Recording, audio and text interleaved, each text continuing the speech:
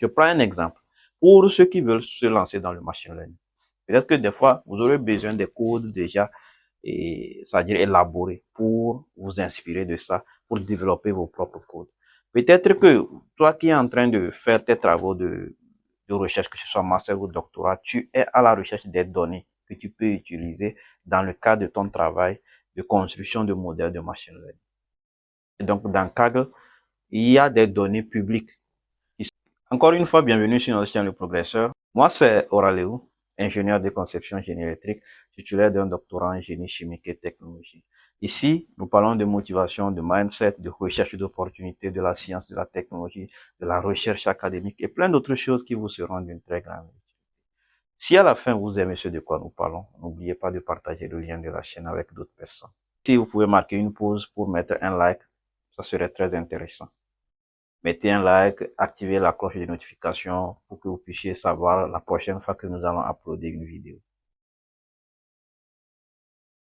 Dans la vidéo précédente, j'ai eu à parler de Google Colab et bien avant ça, j'ai aussi parlé des notebooks et autres. Aujourd'hui, nous allons parler d'une autre plateforme aussi qui offre des notebooks. Dans Google Colab, c'est que vous-même vous développez vos notebooks là-bas. Vous pouvez les importer de GitHub et autres.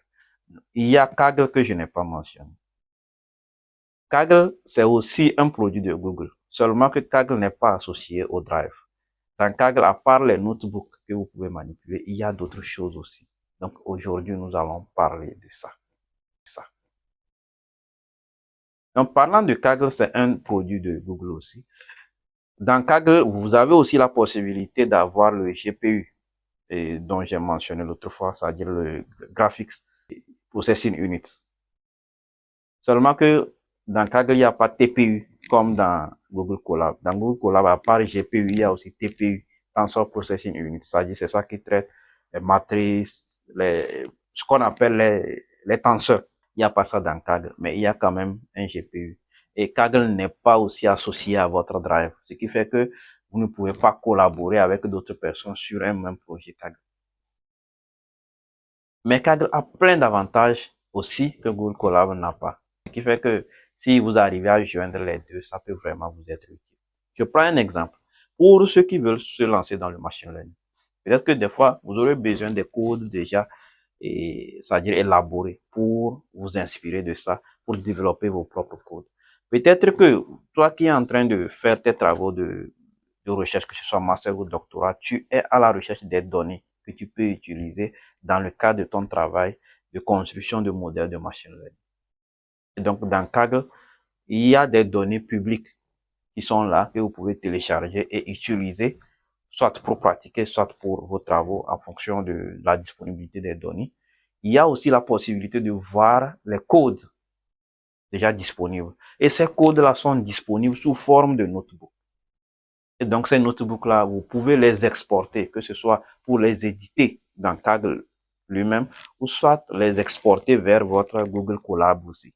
Donc, ce qui fait que, comme l'autre fois on l'a dit, dans Google Colab, vous développez votre notebook, ou bien vous pouvez aussi associer GitHub. Ici aussi, ça veut dire que à partir de Kaggle, vous pouvez exporter des codes existants, des notebooks existants que les gens ont développés et qu'ils ont rendus publics. Vous pouvez les exporter vers Google Colab et puis essayer d'éditer pour adapter ou soit s'en inspirer pour développer votre propre modèle. Donc, c'est un des avantages de Kaggle. Et dans Kaggle aussi, il y a plein de fonctionnalités aussi qui sont disponibles. Donc, je ne vais pas trop parler. Je vais essayer de vous laisser regarder la vidéo que j'ai enregistrée. Et puis, on va revenir pour conclure. Une fois sur Google, vous tapez Kaggle. Vous voyez? Donc, je tape comme ça, et puis j'entre dedans. Et vous allez voir le premier lien qui vient, ça dit Kaggle, Your Machine Learning and Data Science Community, c'est-à-dire votre communauté d'apprentissage automatique et de sciences de données. Donc, c'est là-bas que nous allons entrer. Nous allons là-bas, nous cliquons. Et quand nous arrivons sur l'interface d'accueil, vous allez voir qu'il y a des options ici. Ces options-là détaillent un peu le fonctionnement de Kaggle, c'est-à-dire les fonctionnalités qui sont incluses là-dedans, en fait. C'est ça. Donc, vous allez voir ici, on parle de compétition. Ici, on parle de dataset. Ici, on parle de modèles, c'est-à-dire les modèles de machine learning. Ici, on parle de codes. Ici, on parle de discussion, blog et autres. Donc, ici, par exemple, on parle de compétition. Je vais là-bas. Vous allez voir que ici, S'il y a des compétitions en cours ou bien des compétitions qui sont terminées, vous allez les voir. Et ces compétitions-là, ça concerne le machine learning, c'est-à-dire l'apprentissage automatique, les IA, la science des données. Donc, comme je l'ai dit, Kaggle se focalise sur la science des données. Et donc, ici, vous allez voir des compétitions ici. Vous-même aussi, vous pouvez initier une compétition aussi. Si vous allez voir, ils disent améliorer votre compétence en sciences des données ou bien vos compétences en sciences des données en participant à des compétitions.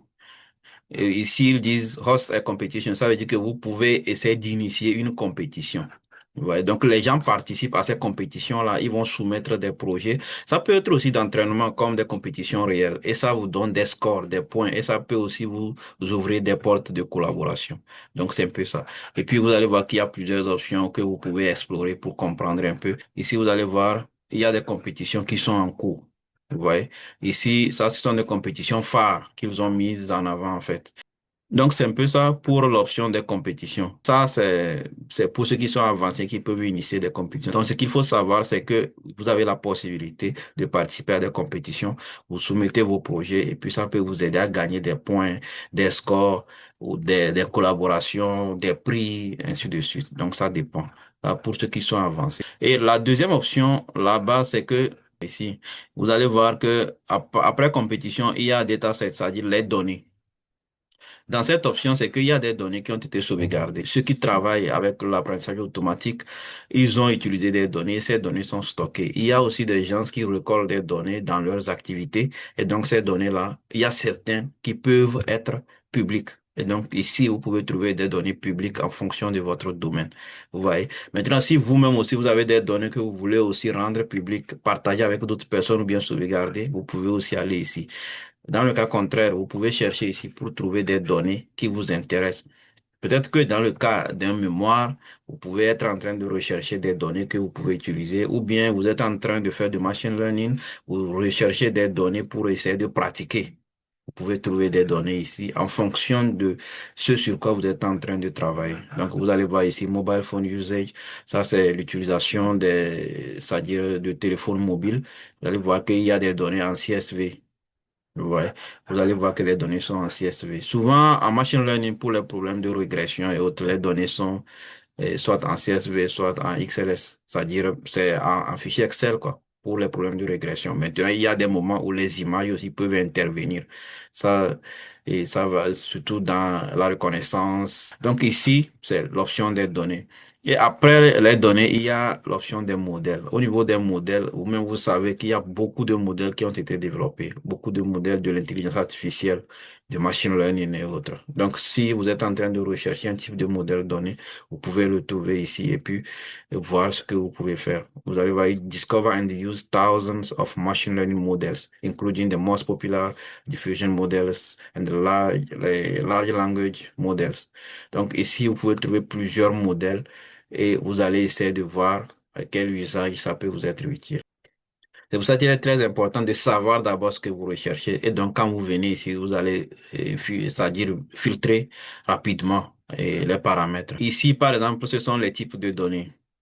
Est-ce que ce sont des images, textes, des données sous forme de tableur, par exemple Excel, ou bien vidéo, des données classées par catégorie, multimodales, ça dépend. Donc, vous pouvez, quand vous sélectionnez, ça va essayer de filtrer et puis proposer les modèles qui sont les plus adaptés. Vous voyez, par exemple, ici, si je prends et que ce sont des données vidéo, vous allez voir que ça va mettre à jour et puis ça va essayer de proposer et en fonction de ce que j'ai sélectionné. Ouais. Donc, c'est un peu ça. Ici, bon, je reviens tout, donc ça me liste tout. Ici, par exemple, quelles tâches? Est-ce que c'est pour générer du texte ici? Est-ce que c'est pour classifier? C'est-à-dire, il y a ce qu'on appelle la classification. Est-ce que c'est pour essayer de classer les images? Est-ce que c'est pour détecter un objet? Est-ce que c'est pour classifier du texte? Est-ce que c'est pour segmenter une image? Donc, en fonction de ce que je vais sélectionner, les outils là vont se mettre à jour. C'est-à-dire, ça va essayer de filtrer et puis me ressortir les plus appropriés. Ici, par exemple, si je sélectionne Image Segmentation, vous voyez que ça va mettre à jour et puis ça propose en fonction des correspondances, en fait. Donc, c'est un peu ça. Maintenant, après les modèles, il y a le code. C'est là qu'on revient à ce que je disais l'autre fois sur Google Colab. Ici aussi, il y a possibilité d'utiliser des notebooks pour coder. Seulement que, comme je l'ai dit, Kaggle n'est pas directement associé au Drive. Mais c'est vrai que c'est aussi créé par Google, mais ce n'est pas associé au Drive. Donc ici, vous pouvez créer un nouveau notebook. Vous pouvez aussi trouver d'autres codes qui sont déjà là et c'est-à-dire les utiliser pour vous aider. Donc ici, vous allez voir, il y a plusieurs langages que vous pouvez chercher des algorithmes, ça dépend. Ici, vous allez voir qu'il y a plusieurs codes qui sont là que vous pouvez prendre. Ça, c'est les trending. Ça veut dire que c'est ce que les gens sont en train de rechercher le plus ces derniers temps. Donc ça, c'est ce qu'ils proposent là-bas. Ici, par exemple, ils commencent par classer par catégorie. Ici, c'est la régression logistique. Ça, c'est un type d'algorithme aussi. Pour ceux qui utilisent le machine learning, ils savent un peu de ça. Donc ici, je peux décider d'explorer ce code ou bien un autre code, ça dépend. Ouais, donc il y a aussi des cours après. Ici, par exemple, si je clique sur ce code, vous allez voir que le notebook va s'ouvrir. Comme on l'a dit l'autre fois, ça, ce sont des marques d'armes qui ont été associées et tout. Vous voyez, il y a le code qui vient après, il y a le code. Maintenant, si je veux utiliser ce notebook-là, ce qui est ici, si je veux l'utiliser, je peux essayer d'aller ici, Copy and Edit. Vous voyez ici, Copy and Edit. Donc, quand je vais cliquer là-bas, par exemple, vous allez voir, ils vont me proposer, est-ce que je veux ouvrir, c'est-à-dire éditer ça dans Kaggle Notebook ou bien je veux éditer ça dans Google Colab.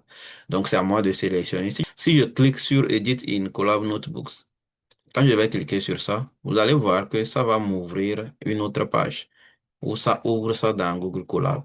Vous voyez? Donc ici maintenant, je peux essayer de suivre ce qu'on avait dit l'autre fois et puis je vais travailler sur ça. Après, je peux sauvegarder ça pour des utilisations extérieures ou bien pour partager ça avec d'autres personnes.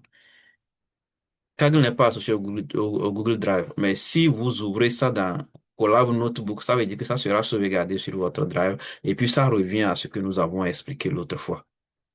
Donc c'est un peu ça. Donc vous pouvez essayer d'explorer ça, voir. Ici, ce sont les entrées du modèle, c'est-à-dire les données qui sont uploadées comme les variables d'entrée.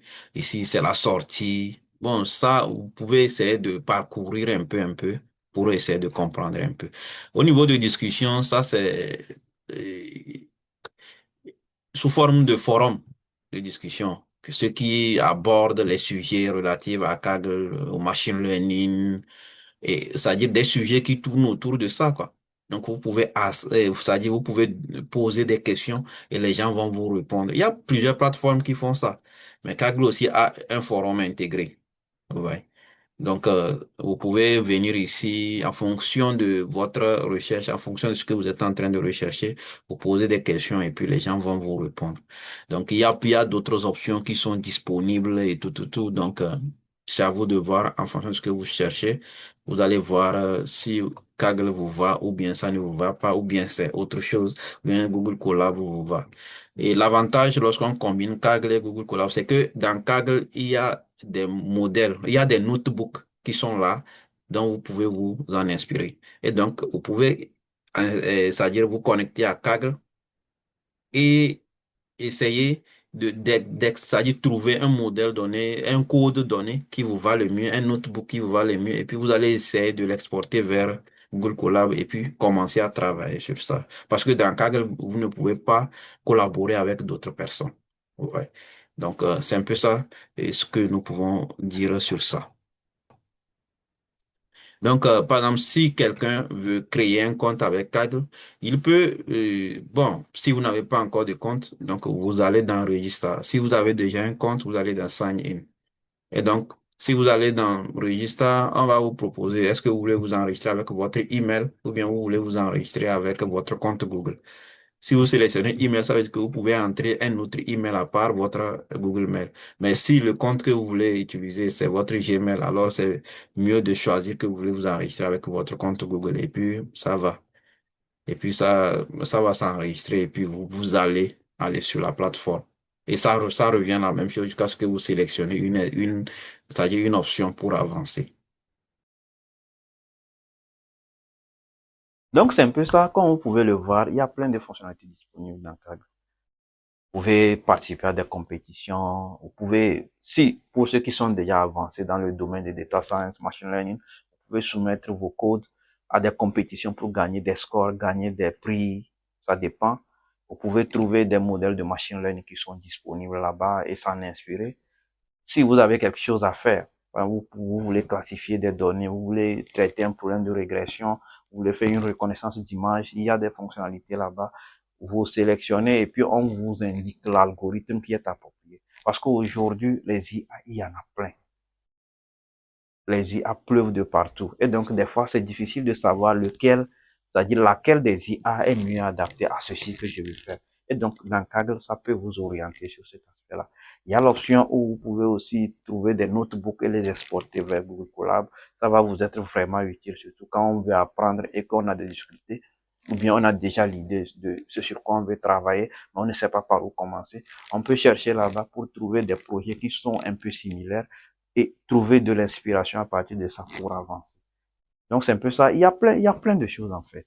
Donc en résumé, il faut juste retenir que Google Colab donne la possibilité de travailler en collaboration avec d'autres personnes, ce qui n'est pas le cas au niveau de Kaggle.